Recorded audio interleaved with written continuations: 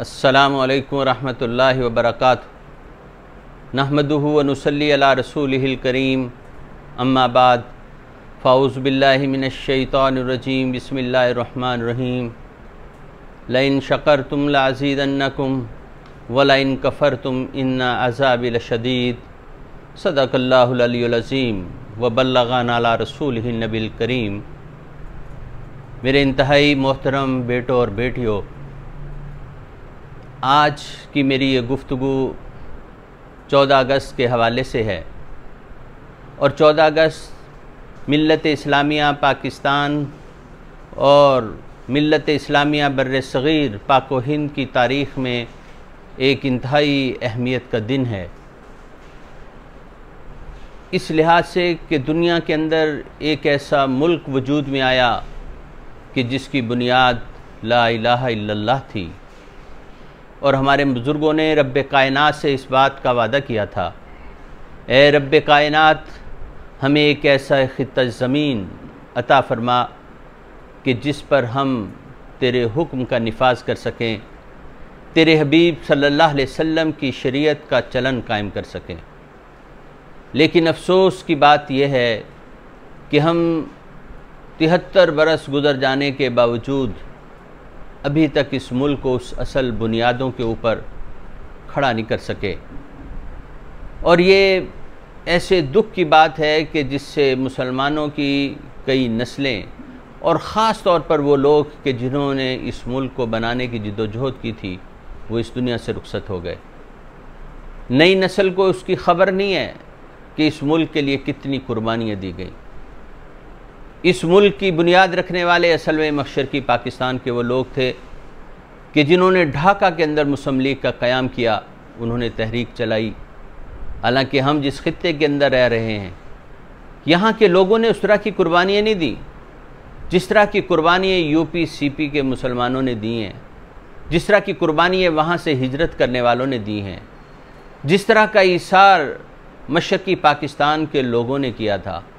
لیکن عجیب بات ہے کہ ابھی 24 برس نہیں گزرے کہ وہ خطہ زمین جس نے اس ملک کے لیے تحریک برپا کی تھی، ایک جماعت کی بنیاد رکھی تھی، وہ اس ملک سے الگ ہو جاتے ہیں۔ لیکن ہمیں کبھی اس کے بارے میں اس طرح کا افسوس اور ملال نہیں ہوا۔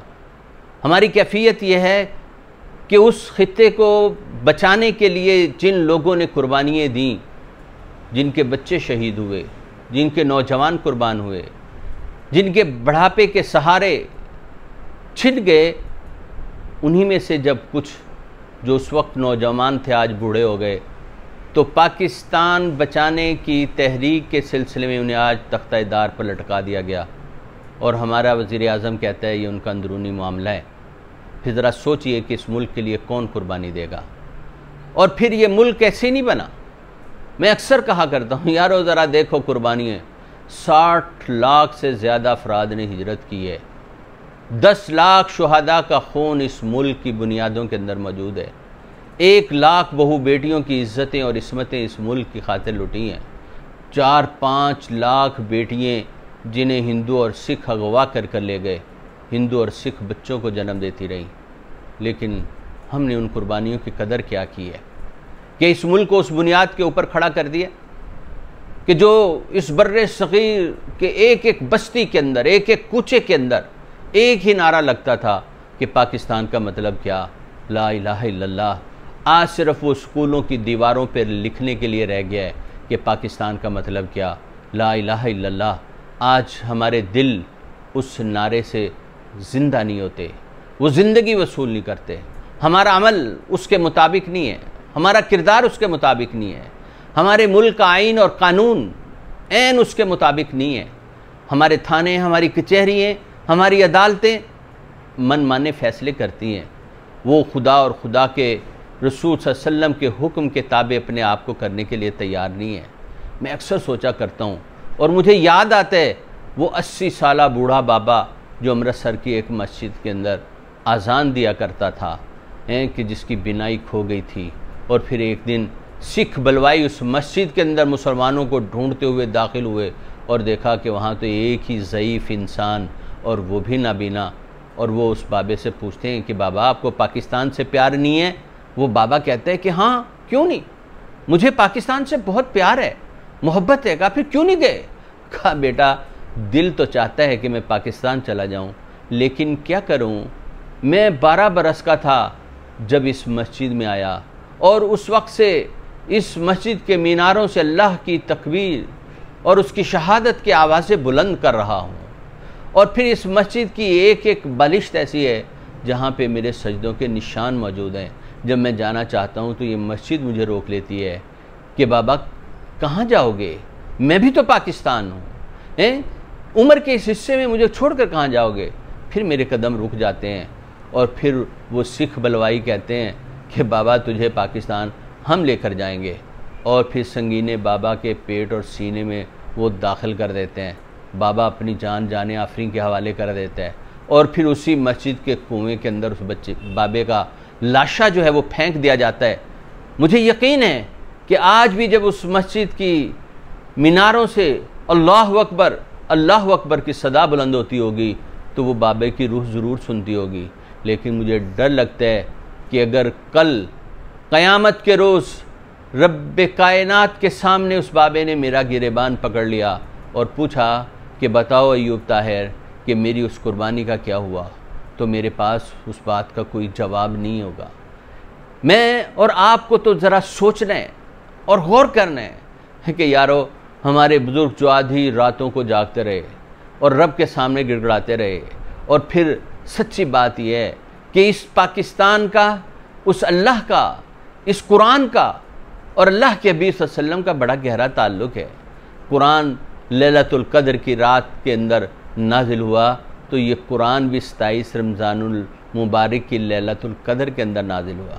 وہ جمعے کا تو دن تھا، وہ رات کیسی برکت تھی، اس لیے اللہ نے یہ تعین کر دیا کہ اس ملک کا رخ کیا ہوگا۔ لیکن ہم دیکھتے ہیں کہ اس ملک کے اندر اسلام کے حوالے سے اس کا تمسخر اڑایا جاتا ہے، اس کا مذاق اڑایا جاتا ہے، اور سیکولر طبقہ اپنی منمانی کرتا ہے، خاموش ہو جاتا ہے، وہ طرح طرح کی دلیلیں اور دلائل دیتے ہیں۔ حالانکہ جس شخص نے اشہد لا الہ الا اللہ کی گواہی دے دی، اس کے بعد کیا گنجائش رہ جاتی ہے کہ وہ اللہ کی نافرمانی کرے؟ یہ کیسے ممکن ہے کہ وہ اس کے حبیب صلی اللہ علیہ وسلم کا کہنا نہ مانے، کہ جب اس نے اپنی آزاد مرضی کے ساتھ اس بات کی گواہی دی ہے؟ اور پھر اکثر یہ ہوتا ہے کہ ہم اس ملک کو کوستے ہیں کہ یہ پاکستان ہے، کہ قانون کی خلاف ورزی، ضابطوں کی خلاف ورزی، یہاں پہ رشوت ہے، یہاں پہ دھوکہ ہے، یہاں پہ فریب ہے، لوٹ مچائی ہے۔ میں پوچھا کرتا ہوں کہ پاکستان کو گالی کیوں؟ اس پاکستان نے تو عزت دی تھی، اس پاکستان نے تو میرے اور آپ کے وقار کو بلند کیا تھا۔ کیا پاکستان ان پہاڑوں کا نام ہے؟ کیا پاکستان ان دریاؤں کا نام ہے؟ کیا پاکستان ان لہلہاتے سبززاروں کا نام ہے؟ کیا پاکستان اس زمین کے اوپر رہنے والی ایک ایک چیز کا نام ہے؟ اگر ان چیزوں کا نام پاکستان ہے، مجھے بتائیے کبھی ہمارے دریاؤں نے ہماری زمینوں کو سیراب کرنے سے انکار کیا ہو؟ مجھے بتائیے کہ کبھی ہماری زمینوں نے پیداوار دینے سے انکار کیا ہو؟ مجھے بتائیے کہ کبھی اس سورج نے اپنی تپش سے ہماری فصلوں کو پکانے سے انکار کیا ہو؟ مجھے بتائیے کہ اس دھرتی کے اوپر چمکنے والے چاند نے ہمارے پھلوں کے اندر مٹھاس پیدا نہ کی ہو؟ مجھے بتائیے کہ ہمارے ان پہاڑوں نے، کہ جن کے پیٹ کے اندر طرح طرح کی معدنیات ہیں، ہم نے ان کے سینے کو چیرا ہو اور انہوں نے معدنیات دینے سے انکار کر دیا ہو؟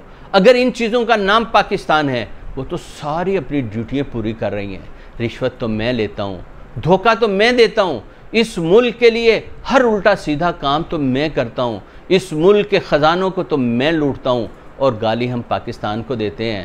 تو میرے بیٹوں اور بیٹیوں، مجھے اور آپ کو سوچنا ہے کہ اگر ہم اس دنیا کے اندر عزت اور توقیر کی زندگی گزارنا چاہتے ہیں تو اس ملک کو اس کی اصل بنیادوں کے اوپر کھڑا کرنا ہوگا، اور صرف اس بنیادوں پہ ہی نہیں بلکہ اپنے آپ کو بھی اس کلمے کا سچا پیروکار بنانا ہوگا، تاکہ اس رب کے ساتھ ہمارا تعلق اور رشتہ جڑے، اور پھر ہم کوئی ایسا کام نہ کریں جس کی وجہ سے ہماری قوم کو شرمندگی کرنی پڑے۔ میرا آپ کا ایمان ہے نا کہ اللہ دیکھ رہا ہے، میرا آپ کا ایمان ہے نا اللہ سن رہا ہے۔ میں اپنے بچوں سے کہا کرتا تھا کلاس کے اندر بھی، میرے بیٹو، میری بیٹیوں، مجھے بتاؤ اگر وہ اللہ دیکھ رہا ہے تو پھر یہ میرا ہاتھ رشوت کے لیے کیسے بڑھ جاتا ہے؟ اگر وہ اللہ سن رہا ہے تو پھر بتائیے کہ میں جھوٹ کیسے بول لیتا ہوں؟ تو یہ میرا ایمان ہے، میرا یقین ہے، اس ایمان و یقین کو پختہ کیجئے۔ اور اگر مجھے اور آپ کو یقین ہے کہ ایک دن رب کائنات کے حضور پیش ہونا ہے، اس ہستی کے سامنے کہ جس کو کسی رپورٹ کی ضرورت نہیں ہے، کسی بتانے والے کی ضرورت نہیں ہے، وہ تو براہ راست میرے اور آپ کے ایک ایک عمل سے آگاہ ہے، وہ تو براہ راست میرے اور آپ کے ہونٹوں سے نکلے ہوئے ایک ایک بول سے آگاہ ہے، وہ تو میری اور آپ کی ایک ایک حرکت کے اوپر نظر رکھے ہوئے ہے۔ بتائیے پھر اس ہستی کے سامنے جب مجھے پیش ہونا ہے تو میرا کردار کیسا ہونا چاہیے، میری سیرت کیسی ہونی چاہیے؟ اگر واقعتاً ہمیں اپنے اس ملک سے پیار ہے تو پھر ہمیں دیانتداری کو اختیار کرنا ہوگا، پھر ہمیں اچھے اخلاق کا مظاہرہ کرنا ہوگا، پھر ہمیں اپنی ذمہ داریوں کو نبھانا ہوگا، پھر ہمیں اس ملک کے خزانوں کو لوٹنا نہیں ہے بلکہ اس ملک کے خزانوں کو بھرنا ہوگا۔ پھر اس ملک کے لیے ہم نے اپنے آپ کو اذیت کا باعث نہیں بنانا بلکہ ہم نے اس ملک کے لیے اپنے آپ کو راحت کا باعث بنانا ہے تاکہ ہمارے وجود سے اس ملک کے مقیم راحت محسوس کر سکیں، امن اور چین جو ہے وہ ان کا مقدر بن سکے۔ ہمارا کوئی عمل اس ملک کے لیے دکھوں اور اذیتوں کا باعث نہ ہو، ہمارا ہر عمل اس ملک کے لیے خیر اور بھلائی کا جو ہے وہ باعث بننے والا ہو۔ اس ملک کی تاریخ اور اس ملک کی قربانیاں ہمیں یہی بات یاد کرواتی ہیں، یہی یاد دہانی کرواتی ہیں۔ یہ 14 اگست آتا ہے نا، ہم بس ترانے گا کر، پرچم لہرا کر، گارڈ آف آنر پیش کر کے، ایک پریڈ کر کے ہم سمجھتے ہیں کہ ہم نے آزادی کا اعلان کر دیا۔